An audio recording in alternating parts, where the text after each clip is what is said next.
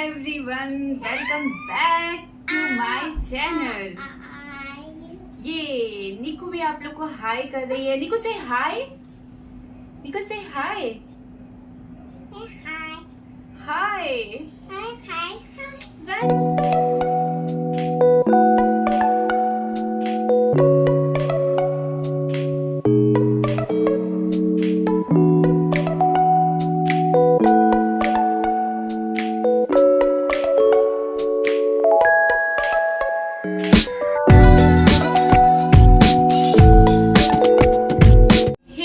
तो हम यहाँ पे बात करने वाले हैं कि क्या ऐसे रीजंस हैं जो बच्चे ऑल द टाइम रोते रहते हैं. मेरा एक ही बेबी है, लेकिन ऑफ कोर्स अगर आप एक मम्मी होते हो तो आपको धीरे धीरे सारी चीजें सीखनी होती है. तो आपके पास एक अच्छा एक्सपीरियंस आने लगता है.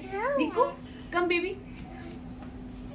निकू को कैमरे में आना है क्योंकि कैमरा ऑन है और अच्छा लगता है इसको. तो ये बार बार स्टैंड के पास जा रही है ताकि वो कैमरे को टच कर सके, वो फोन को टच कर सके. नो.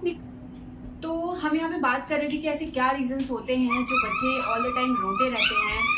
बहुत कॉमन से रीजन है जो मैं आपके साथ शेयर कर रही हूँ. मेरे खुद के एक्सपीरियंस से मैंने चीजें जो बहुत नोटिस की. और बीइंग अ मॉमी ना, जब हम लोग नए मॉमी होते हैं तो हमारे पास बहुत सारी चीजें दिमाग में चल रही होती है और फिर हम यही करते हैं कि हमें किस तरीके से सारी चीजों को हैंडल करना है, और जिसकी वजह से हम लोग बहुत सारी चीजें सीख जाते हैं. Thank you Niku. Thank you baby. तो सबसे पहला रीजन यहाँ पे रोने का ये होता है जब बच्चों का टमी खाली होता है. मैंने अपने एक्सपीरियंस में ये चीज बहुत बार नोटिस की है. पहले नए टाइम पे कुछ समझ में नहीं.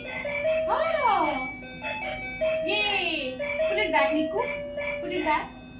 Put it back. Put it back baby. मैंने ये चीज ऑलवेज नोटिस की है कि जब निकू का टमी एकदम खाली रहता था तो उस टाइम पे ही इसके साथ होता था कि ये बहुत रोने लगती थी और परेशान रहती थी. और क्योंकि आप न्यूली मॉमी होते हो और आप फीड कराते हो, लेकिन आपको इतना पता नहीं होता है कि हमें किस तरीके से फीड कराना है और टमी इसका फुल रहे, ये चीज हमें इतना आइडिया नहीं लगता है. फिर मैंने धीरे धीरे नोटिस किया कि क्योंकि जब भी इसका टमी खाली होता था ये तब रोना स्टार्ट कर देती थी और मैं समझ नहीं पाती थी ये रो क्यों रही है. तो सबसे पहले आपको ये ध्यान देना है कि आपके बच्चों को भूख लग रही है तो वो कितने गैप पे वो इरिटेट होता है, वो परेशान हो रहा है, वो रो रहा है, उसकी टमी खाली है. ये चीज आपको धीरे धीरे खुद के एक्सपीरियंस से नोटिस करना होगा कि सारे बच्चों का ये चीज अलग अलग होती है. अब हम यहाँ पे बात कर लेते हैं कि सेकंड ऐसा कौन सा रीजन है जब बच्चे बहुत ज्यादा रोते हैं. समटाइम्स ये होता है कि बच्चों की नींद पूरी नहीं होती है और इस वजह से भी बच्चे बहुत रोते हैं. क्योंकि मेरे साथ क्या था कि निकू ना शुरू से ही सोने में बहुत ज्यादा अच्छा लगता है इसको सोना. ये बचपन से ही मुझे बहुत ज्यादा परेशान नहीं किए सोने में.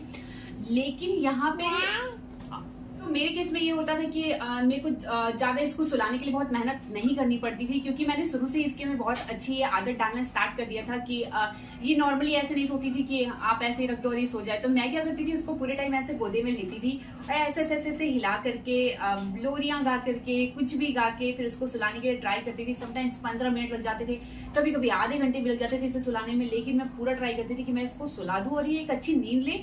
और क्योंकि आप फैमिली में जब अकेले रहते हो, बस आप, आपके हस्बैंड और एक बेबी होता है, तो आपको सारी चीजें भी करनी होती है. तो आप तभी फ्री हो सकते हो जब आपका बेबी सो रहा हो, या फिर आप रेस्ट भी करना चाहते हो तो आपको तभी मिलेगा जब आपका बेबी सो रहा हो.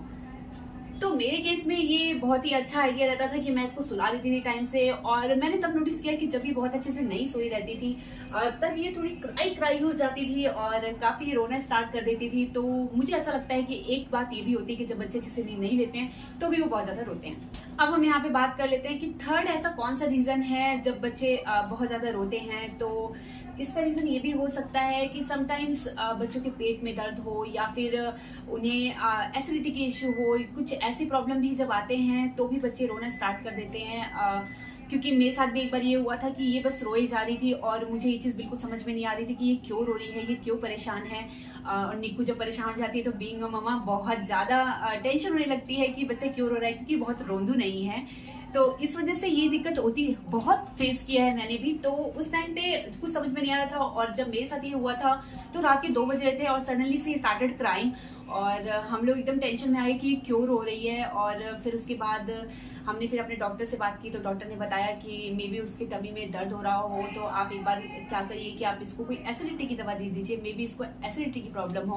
और जब मैंने अपनी मम्मी से बात की तो मम्मी ने बोला कि ये भी हो सकता है। बात की तो मम्मी ने बोला कि कोई भी दवा देने से पहले क्या करो कि उसके नेवल में हींग लगा दो, आप थोड़ा सा पानी, गर्म पानी में हींग डाल करके उसको लगा दो, इससे काफी रिलीफ होगा।